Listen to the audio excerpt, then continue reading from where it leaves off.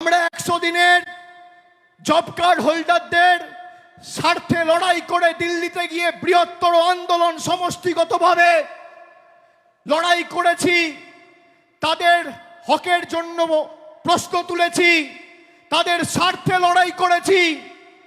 আমাদের মহিলা সাংসদ, বিশেষ করে এসসি, এসটি, ওবিসি, জনজাতি, মূলবাসী, তপশিলি জাতি, উপজাতি প্রতিনিধিদের চুলের মুঠি ধরে ছেঁচড়াতে টানতে টানতে দিল্লির কৃষি ভবন থেকে অমিত শাহর স্বরাষ্ট্র মন্ত্রকের অধীনে থাকা দিল্লি পুলিশ বার করেছিল। আমরা মাথা নত করিনি।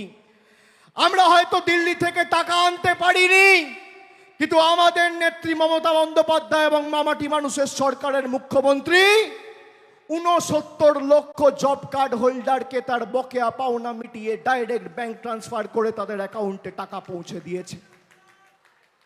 আমরা যদি 69 লক্ষ জব কার্ড হোল্ডারের স্বার্থে লড়াই করতে পারি, তাহলে 10 কোটি বঙ্গবাসীকে যারা বাংলাদেশি বলেছে তাদের যোগ্য জবাব দিতে এবং প্রতিশোধের রাজনীতি তুলতে গণতান্ত্রিকভাবে সমষ্টিগতভাবে পথে লড়াইয়ের আন্দোলনের রাস্তাও বেছে নেব।